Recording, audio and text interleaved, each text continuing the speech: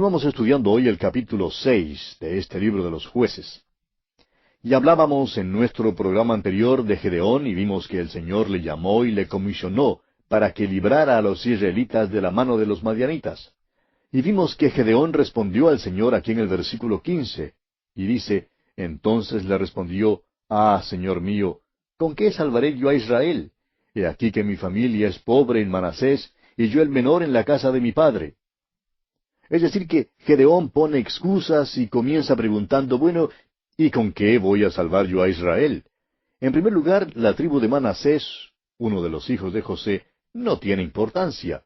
Ningún hombre importante ha salido de mi tribu. Mi familia no es bien conocida. No somos personas distinguidas, y sucede que en la familia yo soy el menor. No, Señor, te equivocaste mucho en llamarme a mí porque sucede que has llamado a la piedra más pequeñita que hay en la playa. Este hombre creía que él era el último de todos los hombres de Israel que podía ser usado por Dios. Y tenía razón, era el último hombre de todos los israelitas que Dios debía haber llamado. Nuestro problema, amigo oyente, hoy en día es que la mayoría de nosotros somos demasiado fuertes para que Dios nos use. Somos demasiado capaces para ser usados por Dios. ¿No ha notado usted, amigo oyente, que Dios solo usa a los hombres débiles? El apóstol Pablo, en su primera carta a los Corintios, capítulo 1, versículos 26 y 27, nos dice, Pues mirad, hermanos, vuestra vocación, que no sois muchos sabios según la carne, ni muchos poderosos, ni muchos nobles, sino que lo necio del mundo escogió Dios para avergonzar a los sabios, y lo débil del mundo escogió Dios para avergonzar a lo fuerte. Dios usó a todos estos jueces, amigo oyente, porque ninguno de ellos era capaz ni sobresaliente. ¿Le da eso ánimo a usted, amigo oyente? ¿Sabe usted por qué Dios no nos usa a la mayoría de nosotros?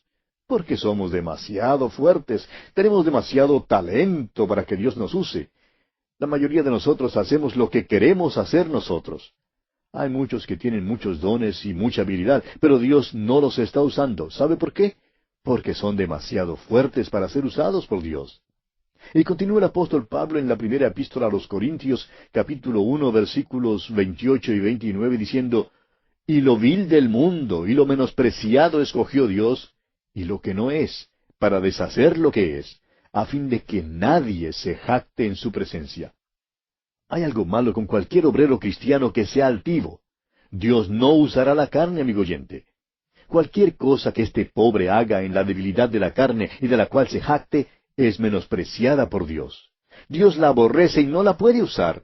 Dios quiere instrumentos débiles, y esos son los únicos que usará. Dios sigue este plan de acción para que ninguna carne, como dice el apóstol Pablo, se jacte en su presencia. Cuando Dios está listo para hacer algo, escoge lo más débil para poder dejar en claro que es Él quien lo está haciendo, y no el brazo débil de la carne. Ese es el método de Dios, amigo oyente. Usted recordará cuando Moisés fue encontrado en la arquilla de juncos a la orilla del río. Era un bebecito. Luego, mire al faraón de Egipto, Ramsés II, que era el más fuerte de los faraones que se sentara en el trono. Fue él quien edificó las grandes ciudades de Egipto. Pues ponga el uno al lado del otro. El débil bebecito desvalido y el poderoso faraón sentado en el trono. ¿Y a quién escogería usted? Claro que escogería al faraón, porque él es el fuerte. Pero Dios, amigo oyente, escogió al bebecito en la arquilla de juncos para demostrar que Él usa lo débil del mundo para avergonzar a los sabios. Luego Dios escogió a un hombre llamado Elías. Elías no era un hombre débil, pero tuvo que llegar a ser débil. Dios tuvo que dejar que aquel hombre pasara por una serie de pruebas. Lo educó en el desierto y por fin le obligó a escuchar aquel silbo apacible y delicado de Dios. Y a Elías no le gustaban los silbos apacibles y delicados. Este era el hombre al cual le gustaban los fuegos artificiales, el son de trompetas, el circo. Pero Dios tuvo que entrenarlo y dejarle saber que Él escoge lo débil del mundo. Después de que Elías entró en la corte de Acab y Jezabel, les dijo que no llovería por algunos años. Luego Dios le llevó al arroyo de Querit. Allí vio secarse el arroyo y descubrió que su vida era cual arroyo seco. Después miró dentro de una tinaja de harina vacía, pero le fue posible cantar la doxología. Y cuando la cantó, Dios le dio a comer a él y a la familia de la viuda de aquella tinaja vacía. ¿Por qué? Porque Dios, amigo oyente, escoge y usa lo débil. Tenemos luego a Simón Pedro. ¿Quién jamás le hubiera escogido a él? Pues todo el mundo sabía que él era débil, y nuestro Señor le dijo, serás un hombre de piedra, te haré tan duro como una piedra en cuanto a tu habilidad. Todo el mundo se rió a causa de esto. Simón Pedro hasta renunció. En una ocasión le dijo, apártate de mí, Señor, porque soy hombre pecador. Lo que Pedro realmente quiso decir fue, ¿por qué no buscas a otro? He fracasado. Pero el Señor Jesucristo le dijo, no temas, desde ahora serás pescador de hombres. En realidad el Señor Jesús le dijo, tú eres el que quiero usar. Tú vas a predicar el primer sermón en el día de Pentecostés que me traerá a mí a unas 3,000 almas. Voy a demostrar que puedo usar lo más débil del mundo. Y Dios siempre hace eso, amigo oyente. Lo interesante es que alguien ha dicho que Nerón se sentaba en el trono mientras a Pablo le degollaban. Ahora, a primera vista, parece que Pablo perdió y que Nerón ganó. Pero la historia ahora ha entregado su decisión. Los hombres ponen el nombre de Pablo a sus hijos, mientras que llaman Nerón a sus perros. Esto es muy interesante, ¿no le parece? Dios está escogiendo lo débil del mundo. ¿Ha comparado usted alguna vez a aquel bebecito en Belén con Augusto César, el que pudo promulgar un edicto a fin de que todo el mundo civilizado fuera empadronado? ¿Cuál de los dos escogería usted? Yo escogería al que tenía poder de promulgar los edictos. Pero Dios escogió a aquel bebecito en Belén, porque él era su hijo. Dios, amigo oyente, siempre escoge así de esa manera. Alguien cuenta que asistió a una de las primeras campañas de Billy Graham. Al escucharle, nadie jamás creyó que Dios podría usar a aquel hombre delgado que llevaba una corbata de los colores más chillones que jamás hubieran visto en la vida. Nadie se imaginó que Dios escogería a un tipo que, bueno, ni aún había estudiado en un seminario, ni que lo usaría en un ministerio de alcance mundial. Y usted puede ver, amigo oyente, lo que Dios está haciendo por medio de él hoy en día. Es que Dios, amigo oyente, todavía hoy usa lo débil del mundo. Pues bien, Gedeón es un individuo muy débil. Dios le dice que él será quien librará a Israel. En los versículos 16 al 22, el Señor le ofrece estar con él y ayudarle en esta tarea y responsabilidad que le ha entregado. Gedeón entonces pide señal de que el Señor ha hablado con él. Y va y prepara una ofrenda y la trae al Señor y el Señor la acepta. Ahora Dios va a usar a Gedeón, pero primero tiene que entrenarle. Dios tenía que dominar el temor de Gedeón y desarrollar en él valor y fe para fortalecer sus rodillas endebles y para hacerle paciente. Y quiero que usted se fije en una parte del entrenamiento por el cual pasó Gedeón, amigo oyente, porque enseguida tuvo miedo, y por eso Dios le da su primera lección. Leamos el versículo 23 de este capítulo 6 de Jueces. Pero Jehová le dijo, paz a ti, no tengas temor, no morirás. El Señor le dijo, no morirás. Porque Gedeón temió que moriría después de ver al Señor. Y el Señor le mandó que fuera a su pueblo natal para derribar el altar de Baal y para cortar la imagen de acera que estaba junto a él. Todo esto representaba la peor clase de inmoralidad que había. Leamos ahora los versículos 24 hasta el 27 de este capítulo 6 de Jueces. Y edificó allí Gedeón altar a Jehová, y lo llamó Jehová Salom, el cual permanece hasta hoy en Ofra de los Abiezeritas. Aconteció que la misma noche le dijo Jehová, toma un toro del hato de tu padre, el segundo toro de 7 años, y derriba el altar de Baal que tu padre tiene, y corta también la imagen de acera que está junto a él. Y edifica altar a Jehová tu Dios en la cumbre de este peñasco, en lugar conveniente. Y tomando el segundo toro, sacrifícalo en holocausto con la madera de la imagen de acera que habrás cortado. Entonces Gedeón tomó 10 hombres de sus siervos, e hizo como Jehová le dijo, mas temiendo hacerlo de día por la familia de su padre y por los hombres de la ciudad, lo hizo de noche. Y así Gedeón comienza su aventura. Aun con la comisión de Dios, Gedeón tiene miedo. En lugar de obedecer a Dios en pleno día, lo hace bajo el manto de la noche. Pero ellos se enteraron de quién lo hizo y estaban listos a matar a Gedeón. Pero Dios nuevamente lo libra. Gedeón todavía vacila, y como hemos dicho, Dios tiene que dominar el temor de Gedeón. tiene que darle valentía y fe en su vida. Dios tiene que afirmar las rodillas endebles de Gedeón. La próxima medida que toma Dios es llenar a este hombre con su espíritu, porque Dios siempre ha dado plenitud del espíritu a cada hombre que él usa. Leamos ahora el versículo 34 de este capítulo 6 de Jueces. Entonces el espíritu de Jehová vino sobre Gedeón, y cuando éste tocó el cuerno, los abieseritas se reunieron con él. El son del cuerno significaba guerra. El momento en que se tocaba el cuerno, el pueblo sabía que significaba guerra contra los amalecitas, y el pueblo empezó a reunirse con él. ¿Y sabe usted lo que pasó? Se le enfriaron los pies a Gedeón otra vez, y le dijo al Señor: ahora mira si realmente me has llamado, y espero que no te pongas bravo, me gustaría poner esto a prueba. Y dijo: pondré un vellón de lana en la era, y si el rocío está en el vellón solamente, quedando seca toda la otra tierra, entonces te creeré. Y así lo hizo Dios esa noche. Al día siguiente, Gedeón volvió y le dijo: ahora, Señor, pondré nuevamente un vellón de lana. Si realmente estás en esto, haz que el vellón quede seco y que el rocío esté en la tierra. Y yo me alegro de que lo hiciera así de esa manera, porque francamente yo sería lo suficientemente escéptico la primera vez como para creer que simplemente sucedió así. O vamos a decir mejor que fue cosa natural que sucedió así de esa manera la primera vez, es decir, cuando el vellón quedó mojado y la tierra alrededor quedó seca.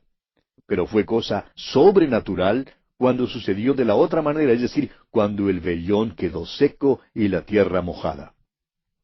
Por tanto, creemos que tenemos una prueba aquí. Este hombre pidió a Dios que dejara caer el rocío en el vellón y luego que Dios no dejara caer en el vellón el rocío. ¡Cuán bondadoso fue Dios con Gedeón! Y veremos que Dios gradualmente entrena a este hombre hasta llevarle al punto que Gedeón puede ver que no hay nada en él mismo. Luego Dios le usará para ganar una gran batalla. Nuestro problema hoy en día, amigo oyente, es que somos demasiado fuertes para que Dios nos use, como ya hemos dicho. Tenemos demasiado talento. Los cantantes, los predicadores, todos, aquellos que podrían ser usados para traer avivamiento. ¿Cuánto necesitamos volver al libro de los Jueces, amigo oyente? ¿Puede usted comprender ahora por qué este no es un libro popular? Leamos ahora los versículos 36 y 37 de este capítulo 6 de Jueces. Y Gedeón dijo a Dios: si has de salvar a Israel por mi mano, como has dicho, he aquí que yo pondré un vellón de lana en la era, y si el rocío estuviere en el vellón solamente, quedando seca toda la otra tierra, entonces entenderé que salvarás a Israel por mi mano, como lo has dicho. Y así Dios trató a Gedeón con mucha paciencia. Ahora los hombres para el ejército llegaron de todas partes. El cuerno se toca en Israel, y esto significa guerra, y se reúnen alrededor de este hombre Gedeón. Usted recordará que muchos de estos hombres no apoyaron a Débora, pero ahora vienen al llamado de Gedeón. Y francamente, amigo oyente, él es el último hombre en todo Israel al cual usted querría unirse. Ciertamente no es un hombre que está preparado para guiarlos a la batalla. Pero Dios empieza a mover en la vida de este hombre de una manera muy definida. Gedeón es cobarde, pero Dios le fortalecerá. Y así concluimos nuestro estudio del capítulo 6 de Jueces. Llegamos ahora al capítulo 7. En este capítulo, el ejército de Gedeón es reducido en tamaño. Está fortalecido por el sueño y la interpretación del pan de cebada. Su estratagema de trompetas y antorchas en los cántaros ayuda a derrotar a los madianitas. Y Oreb y Zeeb son tomados. Leamos los primeros 2 versículos de este capítulo 7 de Jueces. Levantándose pues de mañana Jerobaal, el cual es Gedeón, y todo el pueblo que estaba con él, acamparon junto a la fuente de Aarod, y tenía el campamento de los madianitas al norte, más allá del collado de More, en el valle. Y Jehová dijo a Gedeón: el pueblo que está contigo es mucho para que yo entregue a los madianitas en su mano, no sea que se alabe Israel contra mí diciendo: mi mano me ha salvado. Ahora Gedeón sale y pasa revista a su ejército. Tenía 32,000 hombres, y Gedeón cree que no son suficientes. Los madianitas eran como langostas en las colinas. Eran desorganizados, pero por puro número habrían vencido a los israelitas. Por eso 32,000 hombres en el ejército no eran suficientes, y creemos que Gedeón estaba listo a tocar nuevamente la trompeta. Pero Dios le dijo: tienes demasiados hombres. No puedo darte una victoria con 32,000 hombres, porque te jactarás y dirás que lo hiciste en tu propia fuerza y poder. Recuerde usted que ninguna carne se jactará en la presencia de Dios. Es por eso que Dios tiene que usar instrumentos débiles hoy en día. Ese es el método que seguirá empleando. Por eso reduce el número del ejército. Por tanto, Dios le dijo a Gedeón que anunciara a los hombres del ejército que podrían volver a casa. Leamos el versículo 3.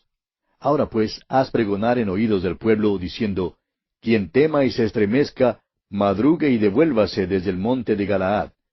Y se devolvieron de los del pueblo 22,000, y quedaron 10,000. Gedeón tenía 32,000 hombres, y ahora se le han ido 22,000 de ellos. Esta fue la condición de Dios, tal como fue dada en el sistema mosaico en el libro de Deuteronomio. Dios dijo que cualquiera que fuera reclutado en el ejército y tuviera miedo, podría volverse a casa. Estaría exento de salir a la guerra. Ahora, ¿no se ha preguntado usted, amigo oyente, por qué es que Gedeón mismo no regresó a casa? Cuando él dijo, los que tienen miedo y tiemblan, podrían haber dicho, seguidme porque yo me vuelvo a casa, pues tengo más miedo que cualquiera de ustedes. Sin embargo, él tuvo que quedarse. Dios lo había comisionado. Ahora, Gedeón tiene 10,000 hombres y son suficientes para infundir miedo. Pero Dios le dice a Gedeón, todavía tienes demasiados hombres. Tienes que reducir este número. No te puedo dar la victoria con este número de hombres en tu ejército. Por tanto, Gedeón y sus hombres pasaron por otra prueba. Leamos ahora los versículos 5 hasta el 7 de este capítulo 7 de Jueces. Entonces llevó el pueblo a las aguas, y Jehová dijo a Gedeón, cualquiera que lamiere las aguas con su lengua, como lame el perro, a aquél pondrás aparte. Asimismo a cualquiera que se doblare sobre sus rodillas para beber. Y fue el número de los que lamieron llevando el agua con la mano a su boca 300 hombres, y todo el resto del pueblo se dobló sobre sus rodillas para beber las aguas.